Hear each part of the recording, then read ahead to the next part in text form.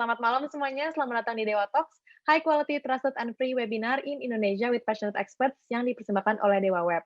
Balik lagi sama aku Lintang yang akan menjadi host kalian pada malam ini, dan aku yang akan memandu berjalannya webinar pada malam ini, teman-teman. Jadi, salam kenal bagi semuanya yang baru pertama kali ikutan, dan jangan bosan sama aku kalau misalnya kalian udah sering ikutan webinar ya, teman-teman. Jadi malam ini kita akan membahas mengenai tips to boost traffic on social media yang akan dibawakan oleh Buliana Wijaya, faculty member dari BINUS Online Learning.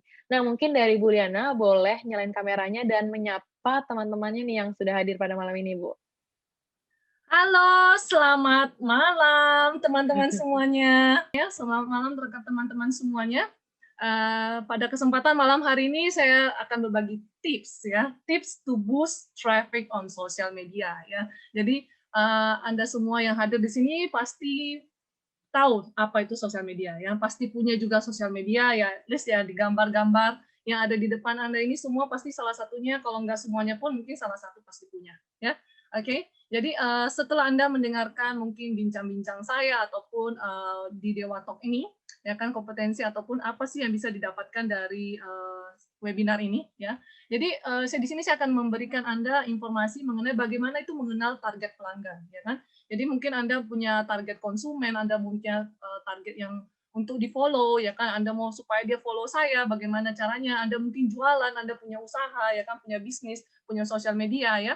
Jadi bisa mengenal tentang target pelanggan, mampu menemukan dan menjangkau pelanggan dan calon pelanggan, lalu kemudian mempromosikan produk dan layanan serta melibatkan audiens untuk meningkatkan penjualan. Ya, jadi kalau Anda gunakan sosial media itu buat bisnis, ya, it's very good ya. Sekarang ini kalau ditanyakan banyak orang menggunakan sosial media untuk bisnis, tentu saja. Ya, mulai dari jualan apa fashion, jualan parfum, jualan ini ya, apa barang-barang pernak-pernik pun selalu lewat sosial media. Ada juga yang untuk supaya eksistensi ya dia lewat sosial media.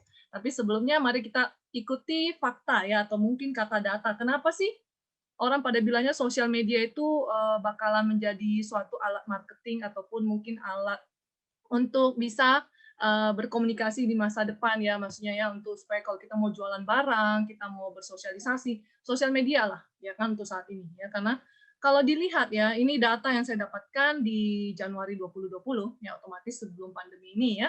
Di sini dikatakan bahwa dari total populasi di Indonesia ya kan ada 272 juta ya. Jadi ibaratnya kalau Anda melihat begitu banyak jumlah penduduk ataupun populasi Indonesia, mereka menggunakan perangkat mobile phone atau ibaratnya kita bilangnya oh bahasa kerennya mereka pakai gadget. Yang pakai gadget itu 338,2. Pasti tanya, kok bisa sih jumlah populasi kita 272 yang pakai mobile phone bisa 338? Nah, sekarang saya tanya balik, ya kan? Ada nggak yang punya handphone lebih dari satu? Ya, ada kan? Ya kan, mungkin ada 3, ya kan, mungkin ada 4, mungkin ada 5 untuk bisnis, untuk ini, untuk ini, untuk ini, beda-beda, ya kan. Jadi, ini justru itu dihitungnya bahwa jumlahnya 338 juta orang menggunakan mobile atau pieces dari gadget, ya kan. Jadi karena ya satu orang bisa jadi lebih daripada satu, ya justru itu. Kemudian mengenai internet user, ya, pemakai internet nih, ada 75 juta orang. Kemudian yang aktif di sosial media ada 160 juta orang untuk per Januari 2020. Ini angka yang sangat signifikan.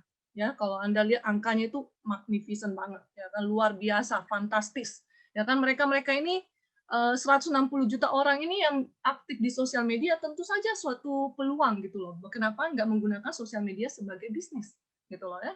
Oke, kita lanjutkan lagi. Nah, ini sih terjadi sebelum memang di Januari 2020 ya. Berapa banyak sih ataupun berapa lama waktu yang diperlukan orang-orang untuk main sosial media atau mungkin menggunakan internet ya kan? Ya ini sih di rata-rata ya, rata-rata penggunaan ya. Nah, makin di pandemi ini udah pasti lebih tinggi lagi. Ya, mereka menggunakan rata-rata dalam satu hari 7 jam 59 menit. Lalu di antara 7 jam 59 menit berapa banyak sih mereka pakai sosial media? Ada 3 jam. Ya kan banyak nih, ya kan 3 jam mereka menghabiskan waktu mungkin pas saat lagi nunggu, pas saat lagi makan siang yang 1 jam itu, ya kan pas lagi makan malam, ya kan mereka pakai buat lihat sosial media atau mungkin sebelum tidur. Nah, ya jadi siapa nih yang pasti sering yang suka lihat-lihat sosial media pada saat makan, pada saat nunggu lift, pada saat nunggu kendaraan, ataupun pada saat sebelum tidur. Ya kan, ayo angkat tangannya, pasti banyak ya, banyak sekali ya, saya bisa melihat tuh di belakang sana semua rata-rata melakukan hal-hal yang sama ya. Kemudian ada yang menggunakan juga internet dengan menonton TV. Ya kan, menonton TV ataupun kita namakan live streaming ya, ataupun juga listening to music ya, mereka dengar musik online, dan yang terakhir mungkin mereka bermain games ya, seperti itu. Ya, jadi ini kurang lebih waktu yang diperlukan ataupun berapa jumlah waktu yang diperlukan masing-masing individu ya ataupun orang-orang pada umumnya menggunakan internet ya. Oke, dengan data tersebut mari kita lihat lagi Indonesia merupakan peringkat 4 penggunaan internet di Asia. Ya, jadi dengan angka seperti ini kalau kita lihat ya, wah, kok peringkat keempat, kenapa bukan peringkat 1 ya? Kita lihat dulu nih, ya kan di situ ada beberapa negara yang dinominasi sebagai nomor 1, nomor 2, nomor 3, nomor 4. Ya, kita tahu populasi kita banyak. Ya kan, populasi juga negara yang nomor 1 yaitu China dan juga India juga banyak, ya kan? Nah, tapi kemudian kalau kita melihat bahwa Indonesia berada di peringkat keempat pengguna internet terbesar di dunia. Menurut situs riset Internet World Statistics, pengguna internet di tanah air ini mencapai 78 juta jiwa, ya kan, meski dengan penduduk sekitar 255. Ini kata data, ya, penetrasi ataupun rasio pengguna pengguna internet di Indonesia hanya 30%. Ya, kalau ini masih dapat datanya saat itu, jadi penetrasi yang diingat di sini adalah dari 200 juta penduduk yang menggunakan internet itu masih 30%.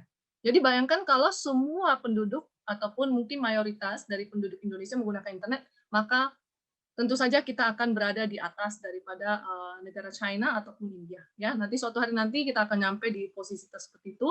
Dengan apalagi saat ini industri, kalau kita tahu ya, industri sekarang industri 4.0 dan cepat atau lambat kita akan masuk kepada industri society 5.0 ya. Dengan adanya pandemi ini pun juga ini menjadi lebih cepat gitu loh. Kita beradaptasi dengan teknologi, ya kan? Dulu-dulu nih ya, apalagi yang dulu kalau yang sebelum terjadinya pandemi mungkin mereka selalu melakukan bisnis secara tradisional, ya kan? Masih lebih prefer orang on-site, ya kan, dining di dalam. Sekarang akhirnya berubah total, ya, perilaku itu disuruh mulai menggunakan lebih banyak sosial media, virtual, sampai anak-anak SD pun akhirnya study from home ataupun sekolah dari rumah, ya. Kalau work from home udah pasti ya.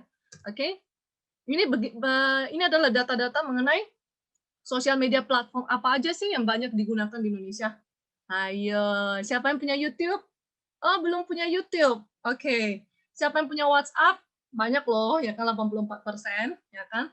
Lalu kemudian ada Facebook, ada Instagram, ada Twitter, ada Line, ada yang akan kita ambil juga, saya akan bahas juga di malam hari ini masing-masing platform ini, tapi yang terbesar aja, yang terbanyak digunakan ya. Dan juga ada pendatang baru, yaitu kalau kalian sangat terkenal untuk saat ini, yaitu TikTok. Ya, jadi kita akan membahas sosial media platform malam hari ini. Ya, oke. Sebelum kita sambung ke pemaparan selanjutnya, kita akan menyatukan dulu definisi kita apa sih arti dari sosial media, ya kan, ataupun media sosial gitu, ya kan.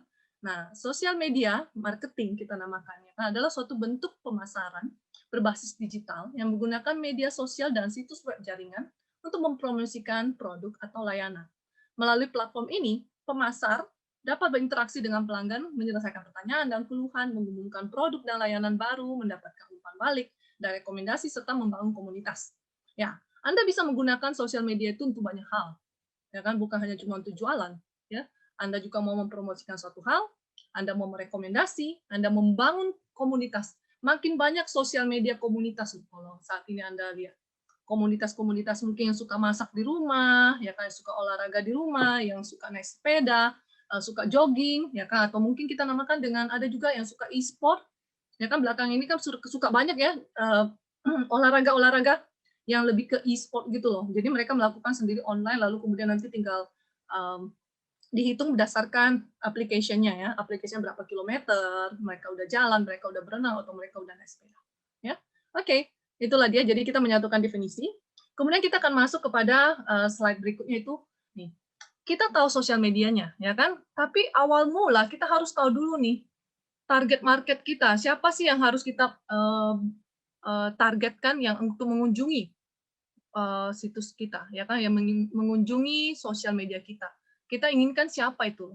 Ada dong target marketnya, ya kan? Atau apakah dia teman kita, apakah dia tetangga kita, apakah dia teman kantor, rekan, ya kan? Atau mungkin generasi yang kita namakan generasi X, Y, ataupun Z. Siapa mereka gitu? Kita harus buat mereka menarik. Wah, sosial media saya menarik nih. Ayo kunjungin dong, datang dong, liatin dong, like atau apapun lah, ya kan, di sosial media saya, di komen pun juga oke gitu loh ya. Nah, kita lihat dulu satu-satu siapa aja mereka. Ini adalah target pelanggan atau kita namakan dengan generasi-generasi yang saat ini juga mempengaruhi sosial media.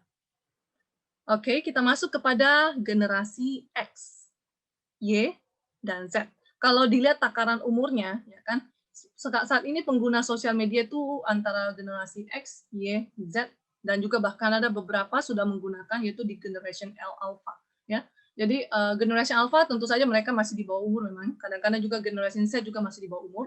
Cuman orang tuanya nih pengen supaya bahwa nanti kalau anak saya udah gede, ya kan, anak saya udah besar, ya kan, pengen mereka sudah punya sosial media.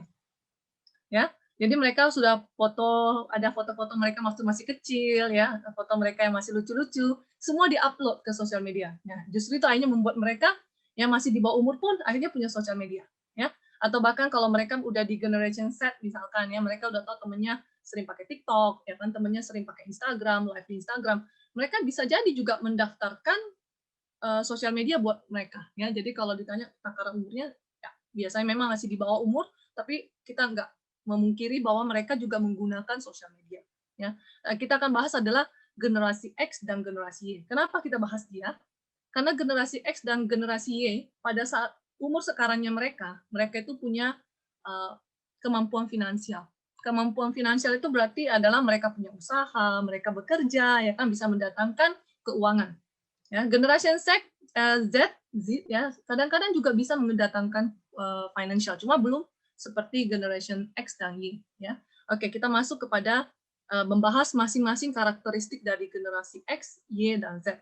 Kalau kalian tahu yang sering disebut dengan generasi milenial, generasi yang mana? Apakah X, Y, atau Z? Atau apa? Yang mana nih? Ada yang tahu? Ayo kita lihat ya. Ada yang tahu nggak nih generasi milenial adalah generasi apa? Let's coba kita lihat. Ada yang di chat nih, ada banyak di chat saya. Ayo, ada yang bisa jawab? Generasi milenial identik dengan generasi apa?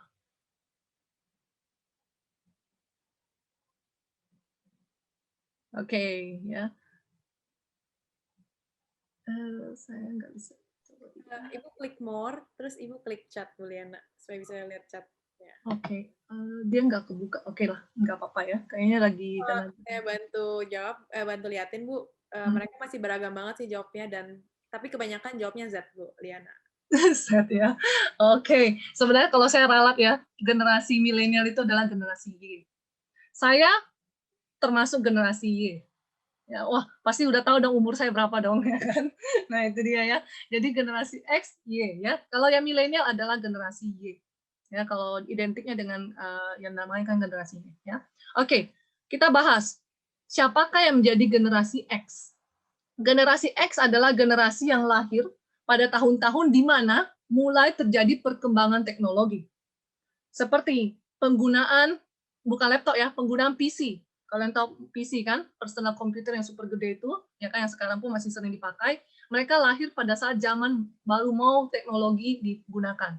Lalu kemudian baru dikenal istilah namanya video games, baru ada namanya TV cable, dan juga baru ada internet. Baru aja ada awal internet. Ya, itu adalah generasi X. Sehingga generasi X ini, dia adalah orang yang mampu beradaptasi di saat sebelum, karena mereka ada lahir sebagiannya pada saat itu belum ada TV cable, belum ada video game, belum ada PC komputer, ya. Jadi akhirnya mereka bisa beradaptasi dengan cukup baik dengan teknologi ini, ya. Sementara generasi Y atau generasi milenial, nah ini adalah generasi yang sangat out of the box kalau saya bisa bilang, ya kan, mereka sangat menyukai tantangan karena mereka itu lahir ataupun tumbuh, sudah muncul banyak sekali terobosan-terobosan baru tentang teknologi. Misalkan, pada saat mereka udah mulai dewasa atau mungkin udah besar, mereka mulai mengerti bahwa ternyata sudah ada namanya SMS, ya, short message system. Lalu kemudian sudah ada namanya email, ya kan, email address. Jadi saya termasuk generasi Y. Pada saat saya mungkin sekitar SMA, saya baru punya email, ya kan. Mungkin Anda yang masih muda, yang bahkan lebih muda, udah sekarang udah pasti punya email, ya kan. Nah, pada saat itu adalah kita masih baru-baru banget ya punya email ya. Lalu kemudian baru mengerti istilah instant messaging, ya kan, seperti BlackBerry Messenger, baru kemudian ada lahirnya WhatsApp, lalu kemudian ada lahirnya Line, ya kan, dan juga berbagai bentuk komunikasi lainnya lah ya. Itu generasi Y ya. Jadi kita juga termasuk generasi Y dan juga termasuk saya bisa beradaptasi dengan teknologi ya. Oke. Nah, generasi Z ya. Nah, mereka itu lahir di saat informasi dan teknologi sudah menjadi bagian dalam kehidupan mereka. Ya, pada saat mereka sangat masih muda atau bahkan pada saat mereka lahir, itu sudah ada akses internet. Dan sudah akses internet menjadi budaya global. Jadi sehingga mereka tumbuh besar dengan pemakaian internet, udah gampang, ya kan, udah TV kabel, udah games, ya kan. Nah, itulah dia. Kemudian generasi alpha apalagi? Ya kan, generasi alpha bahkan saat mereka baru lahir aja sudah ada internet, yaitu saat ini. Ya, generasi alpha biasanya adalah generasi yang dilahirkan oleh dari generasi X ataupun generasi Y. Ya, ataupun kadang juga generasi Z adalah dari generasi X ataupun generasi Y. Ya. Nah, kita bisa lihat nih di sini. Generasi X dan generasi Y punya financial, punya kemampuan kapabilitas yang kita namakan financial ability. Ya. Bagaimana mereka bisa men-spending uang? Mereka mungkin mau membeli suatu barang atau apa. Mereka itu suka dipengaruhi oleh generasi Z dan generasi Alpha. Generasi Z dan generasi Alpha untuk saat ini mereka paling sering juga menggunakan sosial media untuk menghibur mereka, untuk menonton dan sebagainya. Dan mereka itu sebagai influencer yang paling jitu untuk membuat generasi X atau generasi Y, yaitu orang tua mereka, untuk membeli apapun yang mereka sukai ataupun mempengaruhi generasi X atau Y mengambil keputusan. Saya ambil contoh. Kenapa bisa dikatakan seperti itu? Generasi Z ataupun generasi Alpha suka kita bawa jalan-jalan, ya kan? Misalkan saya bawa anak saya bawa keponakan saya, ya kan, jalan-jalan di mall. Mau beli baju nih, atau mau beli sepatu. Pada saat kita tanya, kita pasti rata-rata tanya ya, Nak, baju ini sesuai nggak sama mama? Ya kan? Pasti bagi dia lihatnya. Oke, sesuai. Nah, gitu kan? Oh, berarti kita beli dong. Nah, tapi kalau kemudian kita memakai suatu sepatu nih, kemudian kita tanya kepada anak kita, Nak, menurut kamu sepatu ini cocok nggak untuk saya? Dia akan lihat, nggak cocok, kita nggak akan beli. Itulah dia, ya, fungsinya, maksudnya mereka itu termasuk mempengaruhi keputusan kita membeli atau tidak. Lalu kemudian kadang-kadang juga kalian suka menanyakan, kita makan siang apa ya? Mereka akan sebutin lah merek-merek berbagai makanan ya yang mereka suka. Mereka secara tidak langsung mempengaruhi generasi X dan generasi Y untuk mengambil keputusan. Ya, walaupun mereka belum mempunyai kemampuan finansial itu. Ya, jadi di sini kalian lihat bagaimana cara bisa kita Anda semua, teman-teman semua itu mendapatkan perhatian generasi Z dan generasi Alpha, ya kan, dalam sosial media, karena mereka juga ini sebagai user ya, user aktif dari sosial media. Oke, itulah dia tadi yang tadi saya berjelaskan dengan generasi X, generasi Y, generasi Z. Untuk tahun-tahun lahir di sini suka berubah-berubah karena adanya perubahan pola, ya kan, perubahan masyarakat dan sebagainya. Jadi ada beberapa yang mengatakan generasi X di tahun begini, ada mengatakan generasi Y di tahun begini. Tapi ini kurang lebih hampir sama, ya kan? Generasi Z adalah day born digital, ya. Ini rangkumannya tadi. Ya, lalu kemudian setelah kita tahu tadi, teman-teman tahu nih, oh ternyata kayaknya yang suka barang saya ini harusnya generasi Y atau generasi milenial. Apakah sosial media yang tepat buat mereka? Ya kan? Kalian pasti mau tahu apakah sosial media ini cocok buat generasi X, apakah sosial media ini cocok buat generasi Y dan sebagainya. Ya, kita akan bedah beberapa sosial media di sini. Yang pertama, tentu saja YouTube. Ya, wah, kalau bicara soal YouTube kita udah kasih tahu ya. Nah, ini beberapa summary tentang YouTube. Kehadiran YouTube pertama kali kapan? 14 Februari 2005. Kenapa dikatakan dia videonya adalah the power of 10 seconds? Ya kan, pada saat 10 detik pertama itu, videonya dia harus udah bisa mempengaruhi kita untuk membeli barang ataupun untuk merasa tertarik dengan video itu dan sebagainya. Ya, 300 juta video yang diunggah setiap menitnya sampai saya dapat data ini. Ya, dengan jumlah penonton mencapai 2 miliar per bulan. Penggunanya umur 16 sampai 64 tahun dengan persentase 94%. Ya. Jadi bisa dikatakan bahwa YouTube itu menampilkan video, ya, video. YouTube adalah platform penampil video yang sangat besar dan merupakan search engine terbesar kedua setelah Google. Ya, percaya ya, kalau kalian mungkin mau melihat review suatu produk, review suatu apapun itu ya kan, layanan, produk dan mungkin film-film ya, kalian biasa sekarang udah masuk ke YouTube. Ya. Memang tidak sepenuhnya dia berfungsi sebagai sosial media, tapi banyak sekali hal-hal yang terjadi di YouTube yaitu berupa interaksi. Interaksi itu biasanya ada di kolom komen. Ya, mereka suka komen bilangnya, oh bagus banget ini, masih dinonton ya. Atau mungkin produknya enak loh, ya kan? Nah itu dia. Sehingga konten YouTube itu sangat banyak digunakan, sangat friendly. Karena apa? Karena konten YouTube ini bisa dibagikan melalui platform lainnya. Ya kan? Anda mau taruh YouTube ini di WhatsApp, bisa. Anda mau taruh YouTube ini di Facebook, Instagram, bisa. Ya kan? Jadi dia sangat gampang gitu loh, ya. Jadi akhirnya orang-orang semua mengatakan bahwa oke, saya YouTube, ya kan, atau saya jadi YouTuber karena makin banyak orang mungkin melihat video saya dan sebagainya, ya. Oke, saya kasih tunjukkan satu iklan YouTube, ya kan, yang membuat Anda yang saya namakan adalah the power of 10 seconds, ya kan. Bagaimana 10 detik pertama itu membuat Anda melihat video apa sih ini? Dan akhirnya Anda menonton selesainya, ya kan? Kita lihat. Dari kata turun ke hati.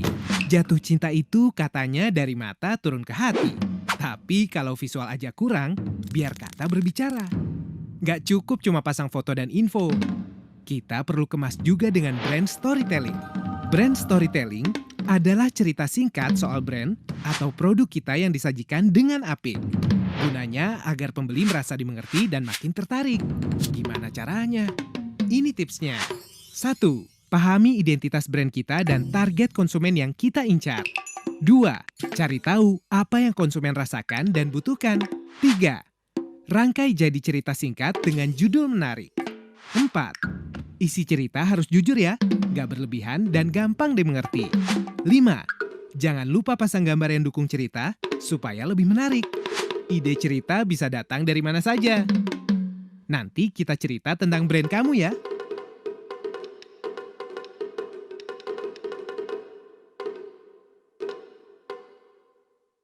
Oke, tadi tuh iklan GrabFood ya, kalau tahu ya.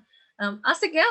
Ternyata dia membuatnya videonya kayaknya asik banget gitu loh, nggak fokus kepada satu makanan doang ya kan. Jadi dia liatin bagaimana caranya supaya nih ya, iklan tadi tuh kayak buat orang yang mau punya aplikasi untuk pakai GrabFood ya kan, bisa juga belajar gitu loh bagaimana caranya mereka untuk display di GrabFood application-nya untuk supaya lebih menarik, supaya lebih eye-catching, supaya lebih banyak konsumen yang membeli produk mereka melalui GrabFood. Ya. Oke, sosial media berikutnya yang tentu saja banyak yang pakai nih, ya kan, WhatsApp. Ya kan, WhatsApp sekarang sudah punya WhatsApp Business. Anda suka yang misalkan berbisnis dengan banyak katalog-katalog produk, gunakanlah WhatsApp Business. Anda pengen yang supaya ada API-nya, langsung gunakan juga WhatsApp Business API. Ya, berbayar? Tentu saja ya, yang API ini berbayar. Ya. Oke, WhatsApp itu kita ketahui, kalian belum tahu WhatsApp ya, itu suatu aplikasi messenger instan, ya kan, dan lintas platform. Bisa dipakai di iOS, bisa dipakai di Android ya, pada smartphone semuanya orang untuk mengirimkan pesan ataupun menerima pesan seperti layaknya kita menerima pesan zaman dahulu namanya SMS, ya kan. Tapi tidak menggunakan pulsa karena menggunakan koneksi internet, ya. WhatsApp itu memiliki basic yang hampir mirip seperti kalau masih kenal namanya BlackBerry Messenger, ya. WhatsApp digunakan untuk berbagai kebutuhan, ya, bukan cuma untuk percakapan biasa, tapi juga untuk bisnis dan sebagainya, ya. Oke, kita lihat bagaimana WhatsApp digunakan untuk bisnis. Ini Anda suka masak, Anda suka bikin kue, ya kan, Anda suka punya komunitas, bisa dijadikan ya. Jadi bagaimana caranya bisa membuat WhatsApp Anda itu supaya bisa banyak orang juga suka gitu loh ngeliatin status ya kan. Kalau Anda suka lihat status orang, nah inilah dia. Sering buat status, sering update, sering eksis ya kan, eksis misalkan ya di status WA ya kan, membuat orang jadi keren nih. Dia jago bikin kue ya kan, dia jago bikin gorengan atau apa gitu ya. Itu dia ya. Jadi ini WhatsApp. Kemudian WhatsApp juga itu bisa dijadikan suatu aplikasi yang membantu bisnis yang lain. Kita lihat ya. There are thousands of ways to learn new recipes. Even so, 1 in 3 youngsters don't know how to cook, and this moment keeps happening a lot through all ages. Mostly because people have no idea what to do with the ingredients they find in their fridge. But if there's Hellmann's, there is a way. Hellmann's presents What's Cook, the first live recipe service using WhatsApp. Just send us your number in our website, and our chefs get in touch with you. Through the biggest social network in Brazil, Hellmann's connects people to real chefs who are prepared to teach how to cook using exactly what you have in your refrigerator. You just have to take a picture, and instantly, they come up with a delicious recipe with Hellmann's and teach you how to do it step by step. Do you think it's hard? They send images. Still hard? They send videos. They even draw pictures. And hey, they also let you know when it's time to take the food out of the oven. What's Cook is an alternative recipe storytelling that keeps inspiring people with new ways to use Hellmann's mayonnaise on their dishes, but in a one-to-one real-life experience using WhatsApp. Even being launched only on Hellmann's social networks, more than 8,000 people signed up for the service in less than 2 weeks. With less than $900 invested on media, What's Cook was globally shared and impacted more than 4 million people. In addition to heartwarming messages, each user spent an average of 65 minutes chatting and cooking with our chefs, resulting in thousands of happy consumers and more than 500 dishes proudly shared with us. Only Hellmann's can bring you What's Cook, a delicious way to use technology when people need the most, when they're hungry. Oke, itulah dia tadi salah satu contoh ya bagaimana WhatsApp dipakai dengan akhirnya menjadi kerjasama dengan Hellmann's Mayonnaise, ya kan, mempunyai semacam komunitas namanya What's Cook. Ya, luar biasa kan? Jadi kita mulai kepikiran nih, ternyata sosial media itu bukan cuma untuk sarana menghibur ya, bisa untuk jadi bisnis nih. Banyak yang umur-umurnya mau mulai entrepreneur nih, berwirausaha, ayo ya lebih ini lagi di-build ya kan, atau mungkin bisa lebih berpikir lebih ke depan lagi ya, bahwa ternyata jalur-jalur seperti ini bisa lebih sering digali ya. Oke, yang berikutnya adalah Facebook. Siapa sih yang nggak kenal Facebook gitu ya? Nah, kita semua rata-rata menggunakan Facebook ya. Sifat Facebook ini brandnya itu merangkul ya, dia ada buat kayak seperti komunitas di dalam Facebook ya kan. Nah, kalau dilihat di sini Facebook itu menciptakan suatu kebutuhan dan awareness produk. Ya, misalkan Anda mulai mau introduction, karena kenapa bukan pakai Instagram? Kenapa pakai Facebook? Karena Facebook lebih lama daripada Instagram. Orang yang punya Facebook belum tentu punya Instagram. Ya kan? Karena mereka udah terbiasa dengan Facebook. Ya. Lalu kemudian kalau orang yang punya Instagram, biasa rata-rata juga pasti maunya bisa punya Facebook dong. Ya kan? Nah, itu dia ya. Nah, kalau Anda ingin awareness suatu produk, misalkan Anda mau buat produk baru, kue baru atau apa, Anda mau mengenalkan nih lewat Facebook, boleh, karena user dia lebih banyak dibandingkan Instagram. Ya, seiring dengan perkembangan ya tentu saja orang akhirnya juga buat account di Instagram. Ya, tapi orang ada yang lebih prefer menggunakan Facebook. Ya. Kemudian tingkat efektivitas kampanye pemasaran melalui Facebook itu dapat diukur berdasarkan tingkat engagement, hubungan, kemudian cara mereka impression, ya kan, like dan share komen kita yang ada di Facebook ya. Biasakan kita lihat share video saya, atau like video saya, atau komen video saya ya. Lebih mirip seperti dengan Instagram. Ya. Ini beberapa cara ya kan Facebook. Facebook sekarang udah banyak komunitas. Komunitas-komunitas itu yang di sebelah kiri ini adalah komunitas Unilad. Kalau kalian tahu Unilad itu perusahaan media internet di Inggris ya kan, dengan suatu situs web. yang dimiliki oleh Ladybell Group, ya. Perusahaan ini menyediakan berita sosial. Nah, biasa kan kadang-kadang kita buka Facebook nih, bukan cuma postingannya atau feed-nya itu bukan cuma teman-teman kita, tapi ada beberapa yang kayak perusahaan-perusahaan media elektronik lainnya nih yang biasa mungkin kita sering buka, ya kan, muncul nih untuk kasih, ih lucu ya ternyata berita sosial ya, lucu-lucu, ya kan. Lalu kemudian suka sering putar seperti Thanos, ya kan. Lalu kemudian ini apa? Loot Crate. Loot Crate itu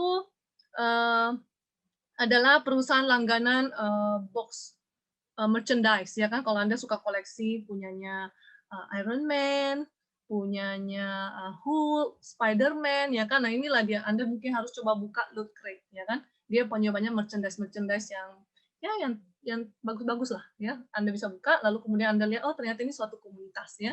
Oke. Kemudian kita lanjut kepada Instagram. Ya, Instagram ini seperti yang dikasih tahu di sini penggunanya usia 18 sampai 23. Ya, kemudian platform Instagram paling efektif untuk produk-produk fashion dan lifestyle yang banyak menggunakan konten gambar dan video. Ya, kemudian melakukan kampanye melalui cerita storytelling.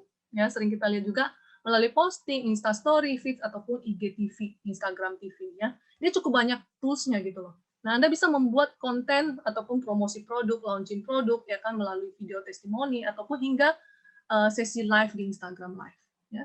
Oke, sama dengan Facebook, tingkat efektivitasnya diukur dari jumlah impression, like, dan komentar. Ya, ini saya kasih contoh beberapa Instagram, ya kan. Nah, buat Anda yang suka video-video tentang, Anda boleh coba lihat masuk ke Dharma Studio, ya kan. Bahkan untuk yang suka punya binatang piaraan, ya, you have your pet, ya kan, binatang piaraan, bahkan punya Instagram loh binatang piaraan mereka, ya kan. Nah, lalu kemudian yang suka make up, mungkin suka ikut-ikut tutorial make up, bisa Anda juga follow beberapa ya make up make up Instagram, ya. Oke, kemudian ada juga public figure, ada juga jualan di Instagram, ya. Nah, itu dia Instagram. Lalu kemudian kita membahas yang terakhir adalah tentang TikTok. Ya, everybody know TikTok nih. Kalau saya bicara tentang TikTok ya sekarang ini memang lagi booming banget, ya kan? Booming banget dengan TikTok. TikTok merupakan salah satu aplikasi yang tidak asing ya bagi Anda semua yang udah di depan saya ini sekarang, karena aplikasi ini merupakan aplikasi efektif untuk menghilangkan rasa jenuh. Ada nggak yang menggunakan TikTok untuk menghilangkan rasa jenuh? Ada dong, ya kan? Karena videonya itu singkat.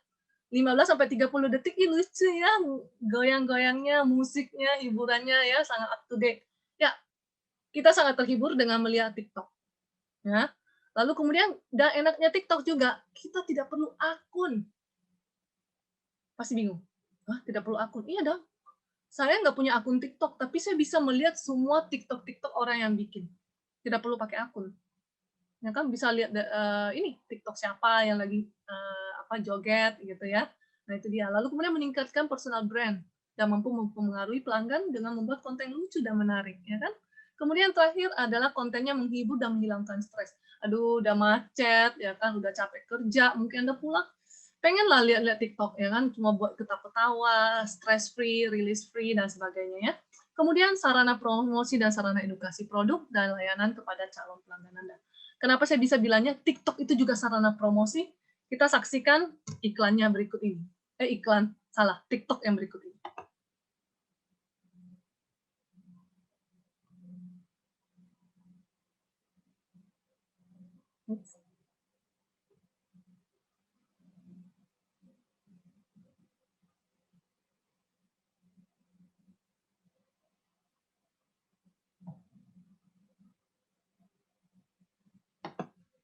Kemana ya? Tunggu ya.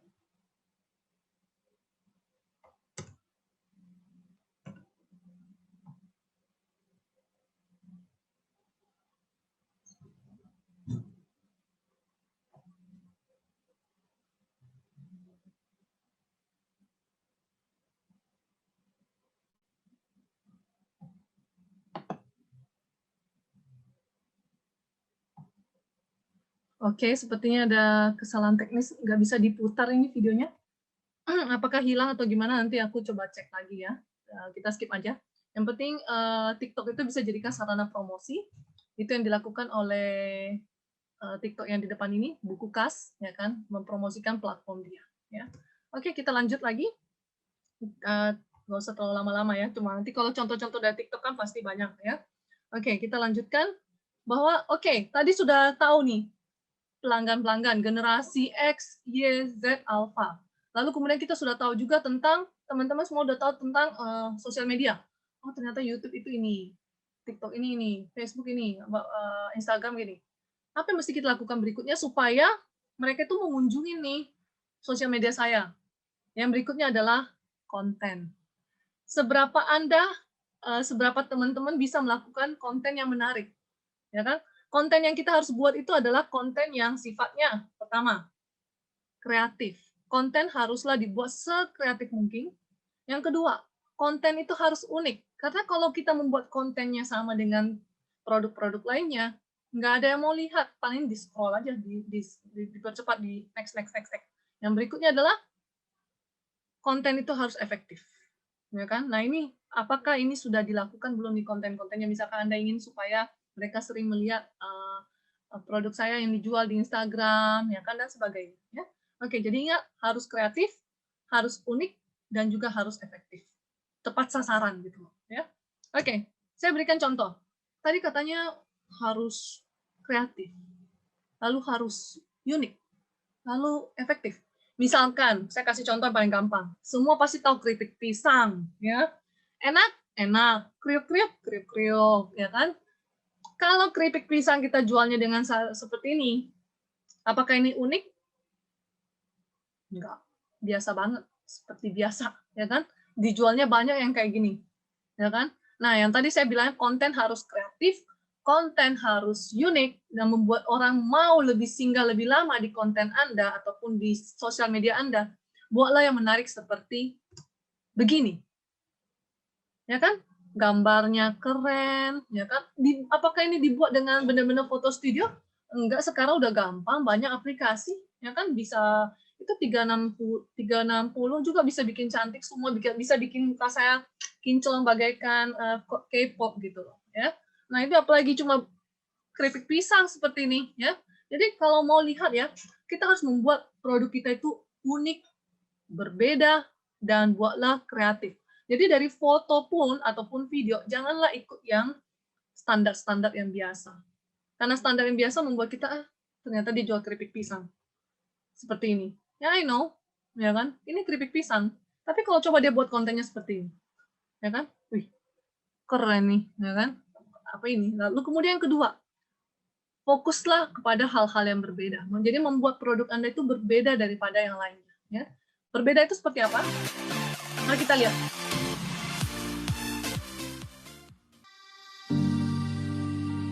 Ini salah satu YouTuber juga, ya kan, dia membuat video.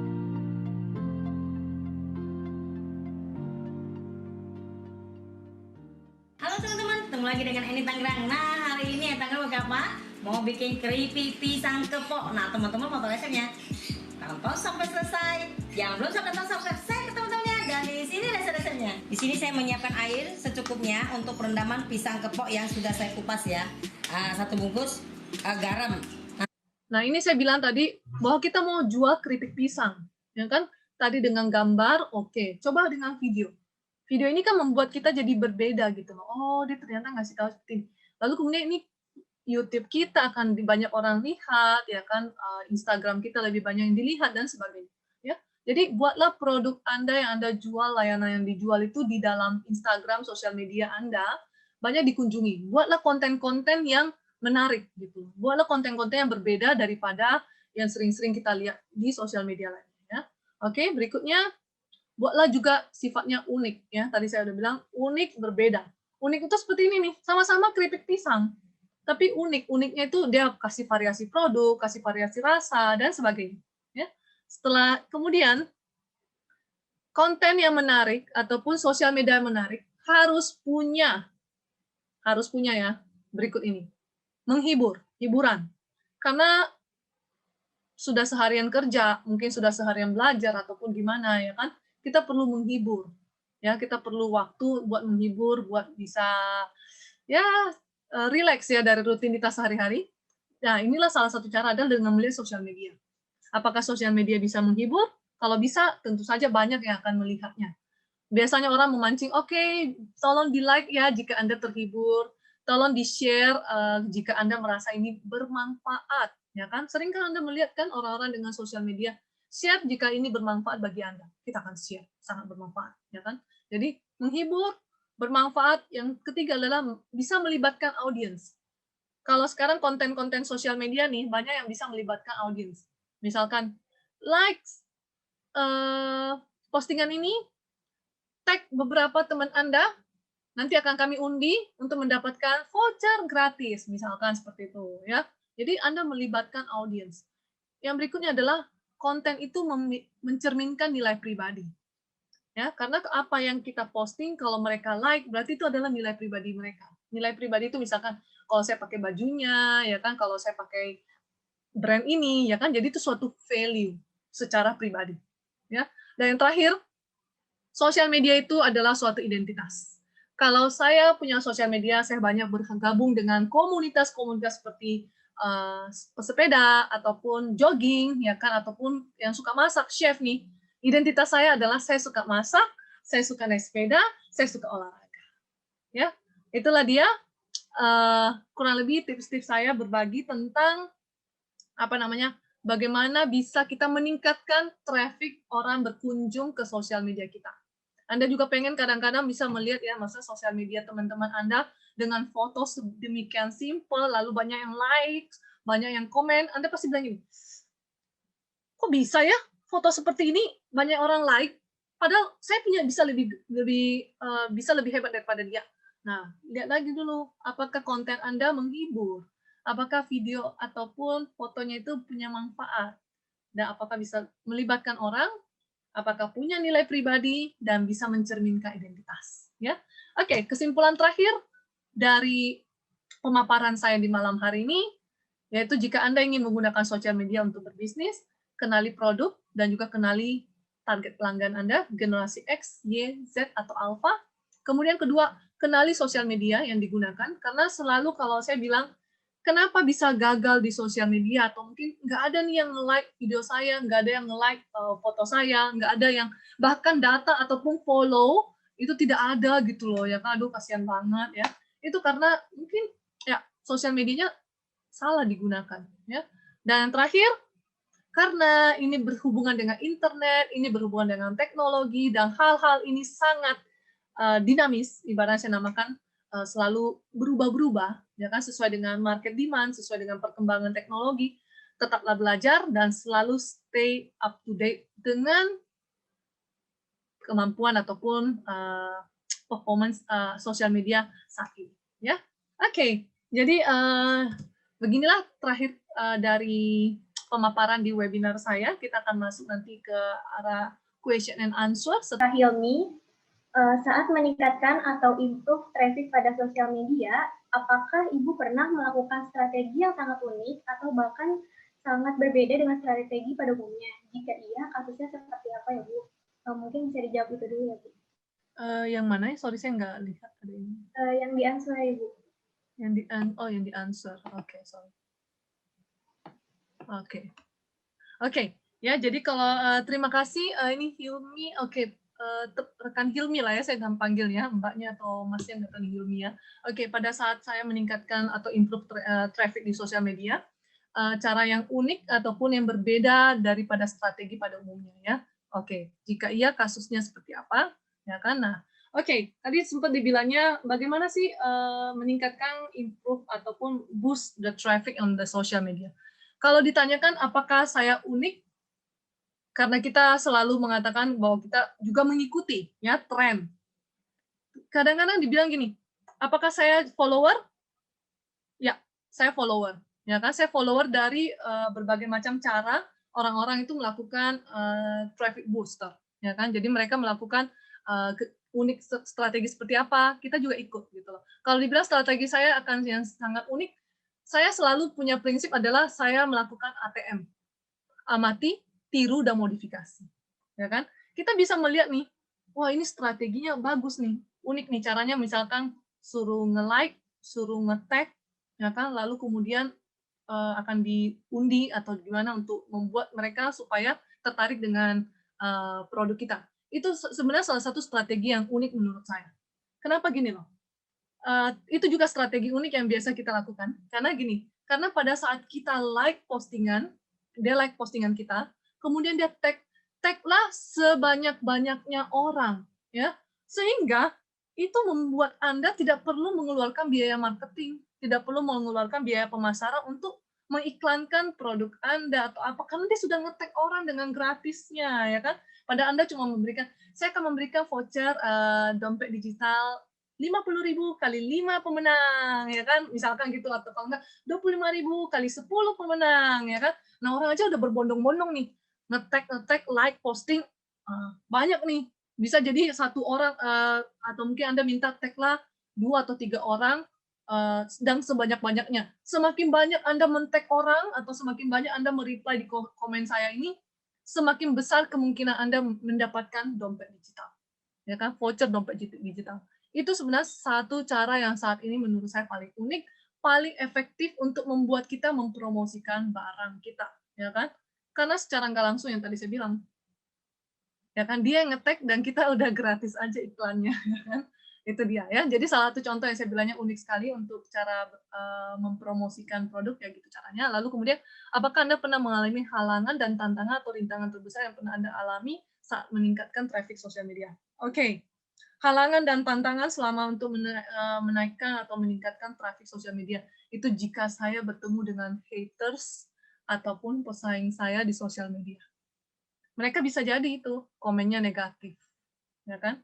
Komennya tidak enak gitu loh, ya kan? Tidak mengenakan. Sehingga kan yang komen-komen sebelumnya kan juga merasa jadi, kok jadi salah satu orang ini atau 2 orang ini atau 3 orang ini kok jadi kayak berbilang yang beda gitu, ya kan, sebaliknya gitu loh, haters, ya kan, atau mungkin dia nggak merasa bahwa this is worth it, kayak ibaratnya kayak kompor gitu ya, kompor-komporin para follower saya yang sudah sangat setia dan sangat loyal, tapi dia jadi kompor di situ loh. Ya, yang kayak ginian nih, itu mesti kita remove secepat-cepatnya. Karena kalau tidak, ya kan, dia bisa mempengaruhi semua orang, semua follower saya itu yang dengan mengatakan yang aneh-aneh gitu loh. Itu yang kayak gitu biasa kita bisa sortir ya.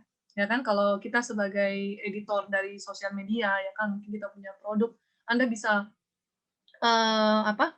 remove dia, lalu kemudian message direct.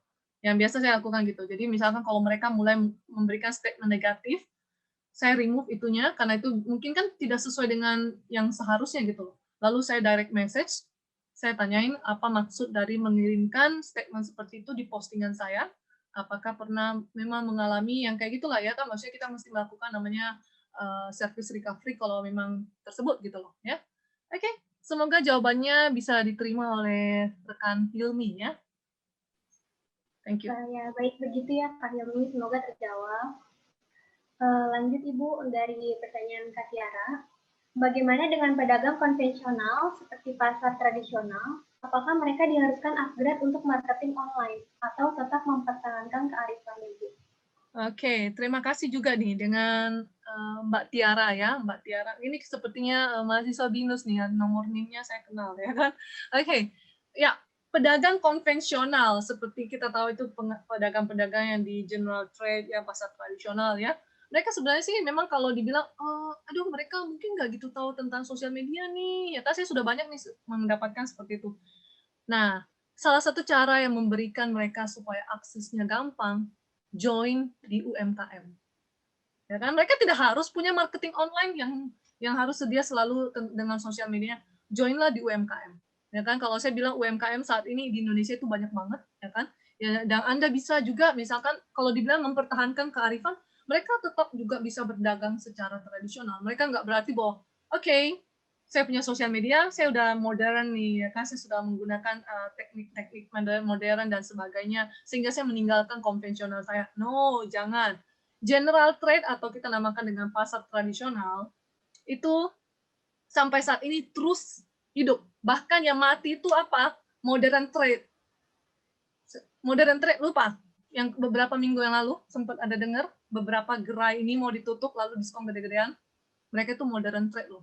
Ya kan, modern ibarat ya di mall gitu loh, modern shop ya kan, mereka itu yang tidak bisa bertahan karena ya adanya general market ini yang semakin besar, pasar tradisional ini yang semakin besar, karena pasar yang tradisional ini akhirnya go online. Dia go online dengan menggunakan ya UMKM, komunitas dan sebagainya sambil tetap melakukan konvensionalnya mereka. Ya, jadi bukan berarti dengan ada sosial media saya sudah membuang gaya konvensional saya pergi ke arah modern. No. Karena masih banyak pembeli-pembeli di market Indonesia ataupun di negara kita ini lebih suka berbelanja di pasar tradisional. Justru itu kenapa pasar tradisional masih hidup dan lebih hidup lagi dibandingkan pasar-pasar yang ada di gerai-gerai modern. Ya, yang Anda tahulah kena imbas dari teknologi, ya kan? Tapi pasar tradisional tetap diminati. Jadi tetaplah mempertahankan kearifan sambil tetap go online. Jadi kita nggak berarti masih ingat konsep mengenai mortar and bricks, ya kan? Jadi punya toko online, punya toko offline. Ya, seperti itu kurang lebih. Ya, jadi Anda bisa tetap menjual di pasar tradisional, Anda join di komunitas UMKM yang akan membantu mempromosikan produk Anda, misalkan Anda jualan jamu di pasar tradisional, ya kan, pasar tradisional kan juga banyak jualan jamu ya. Nah, Anda join di UMKM, Anda bilang, oh ya saya punya jamu ini. Mereka akan buat konten menarik, dia posting di UMKM platformnya mereka, secara nggak langsung Anda punya 2 channel distribution, pasar tradisional dan juga online market. Ya kan? Menyenangkan kan? Oke, gitulah dia. Ya, kurang lebih tips dari saya. Semoga berkenan dari Mbak Tiaranya. Ya, oke, thank you. Terima kasih Bu Lena. Lanjut Bu dari Pak Faris. Bagaimana cara menentukan target pelanggan yang sesuai dengan sosial media yang digunakan? Misalnya pelanggan X cocoknya pakai Facebook, lalu pelanggan Y cocoknya pakai Instagram. Gimana tuh?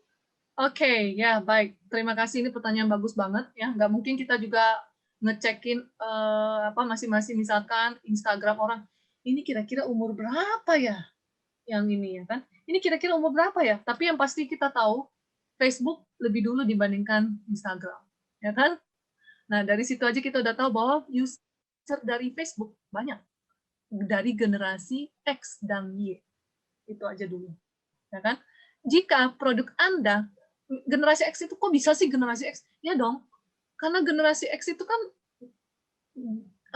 bertumbuh dewasa, kemudian ada teknologi, ya kan? Jadi kemudian muncullah Facebook. Awalnya sih mungkin kalau yang tahu-tahu ya, masih yang pernah ingat ya, ada dulu namanya Friendster, ya kan? Lalu kemudian Friendster itu menghilang, ya kan? Atau I don't know where gimana, tapi dulu ada yang seperti itu, jalinan pertemanan, ya kan?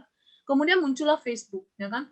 Diminati semua orang. Jadi orang-orang generasi X dan juga generasi Y pasti punya Facebook.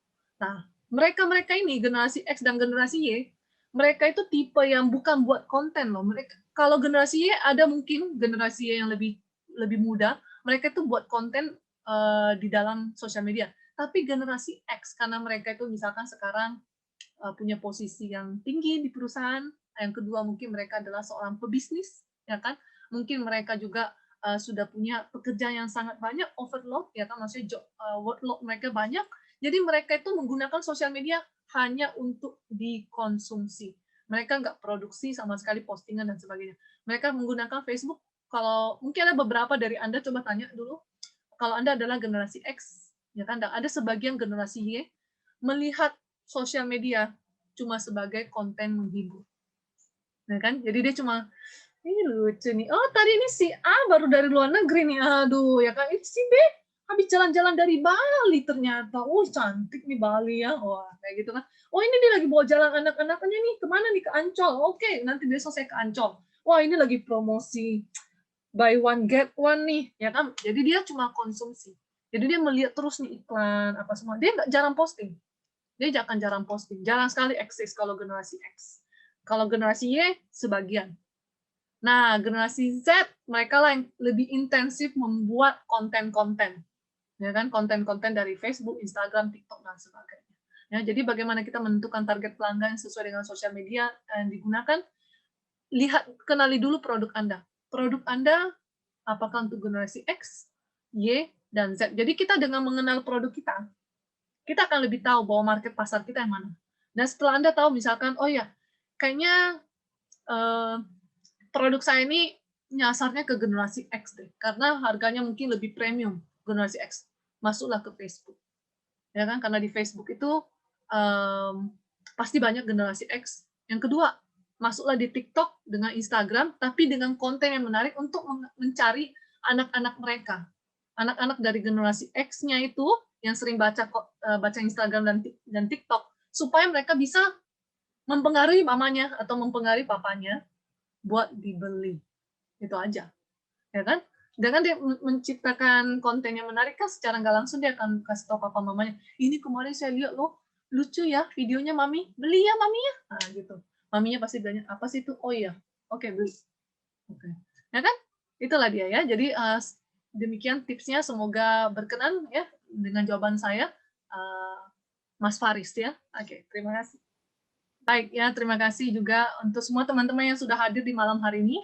Closing statement dari saya cukup gampang.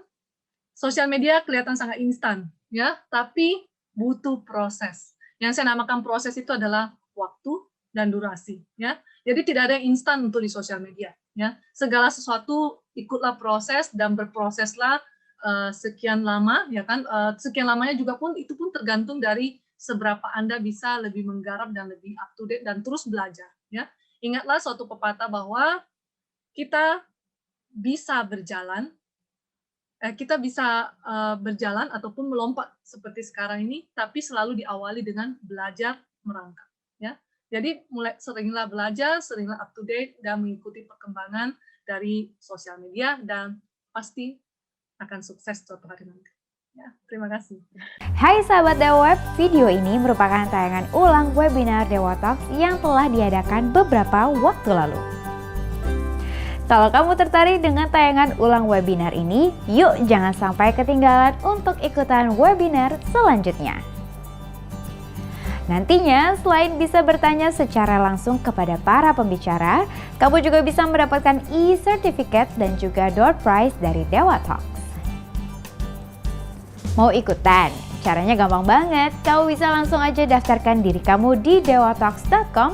Setelah itu kamu akan terdaftar sebagai peserta webinar Dewa Talks.